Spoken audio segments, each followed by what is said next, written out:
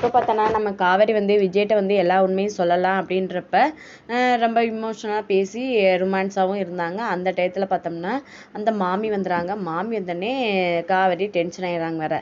அதுக்கடுத்து விஜய்கிட்ட சொல்கிறாங்க, நம்ம காவேரி இந்த வெண்ணிலா பிரச்சனையெல்லாம் முடிச்சுட்டு வாங்க, அதுக்கடுத்து நான் சொல்கிறேன் அப்படின்றாங்க. அதுக்கடுத்து இங்கே பார்த்தோம்னா காவேரி வந்து கங்காவும் பேசுகிறாங்க. கங்கா வந்து சொல்கிறாங்க டேட் தள்ளி போயிருக்கு அப்படின்னு சொல்கிறாங்க. இதெல்லாம் கேட்டுட்டு பாட்டி கங்கா கன்சீவாக இருக்கா அப்படின்னு சொல்லிட்டு அவங்க அம்மாட்ட போய் சொல்கிறாங்க. அப்புறம் எல்லாரும் வந்து என்ன சொல்கிறாங்கன்னா இதெல்லாம் கேட்டுட்டு ரொம்ப ஹாப்பியாக இருக்குது அப்படின்னு சொல்லிட்டு ஹாஸ்பிட்டலுக்கு உடனே போகலான்னு சொல்லிட்டு நம்ம கங்கா அவங்க அம்மா எல்லாருமே போகிறாங்க. அப்போ வந்து பாட்டி வந்து என்ன செய்றாங்கன்னா காவேரிட்ட இந்த மாதிரி காரில் தான் போகணும், இந்த டயத்தில் கன்சீவாக இருக்கிறவங்க ஆட்டோலலாம் போகக்கூடாது அப்படின்றாங்க. உடனே காவேரிக்கு அவங்க திங்க் பண்ணுறாங்க, அதுக்கடுத்து உன்னைய பற்றி தாண்டி எனக்கு கவலை, நீ நல்ல முறையில் கல்யாணம் பண்ணியிருந்தானா உனக்கு எல்லாம் நடக்க வேண்டியதெல்லாம் நடந்து நீயும் கன்சீவாக இருப்ப அப்படின்றாங்க.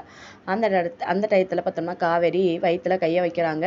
இதை பார்த்துட்டு யமுனா கேட்குறாங்க, நர்மதா கேட்குறாங்க, என்ன குழந்தை எதுவும் இருக்கா அப்படின்றாங்க. இல்லடி அப்படின்றாங்க. உடனே பாட்டி சொல்கிறாங்க, ஆமாம் அவள் ஒரு பக்கம் இவே ஒரு பக்கம் இருந்தால் எங்கிட்டு குழந்தை பிறக்குன்றாங்க. உடனே காவேரி சொல்கிறாங்க, ஏன் பாட்டி இந்த யமுனா முன்னாடி இப்படி பேசுகிறீங்க அப்படின்னு. அதுக்கடுத்து என்ன செய்றாங்கன்னா நம்ம காவேரிகிட்ட வந்து அந்த மாமி வந்து கேட்குறாங்க, என்ன கருமம் 2 பேரும் என்ன இப்படி இருக்க, நீ வந்து ஒரு பையனை கல்யாணம் பண்ணி நீ வந்து அவங்க கூட வாழாமல் வந்து இங்கே இருக்க, ஒன்று டைவர்ஸ் பண்ணிவிட்டு நீ விஜய்கிட்ட பழகலாம், தேவையில்லாமல் 2 பேரும் இவ்வளோ ரொமான்ஸ் இருக்கீங்க, கருமம் கருமம் அப்படின்றாங்க.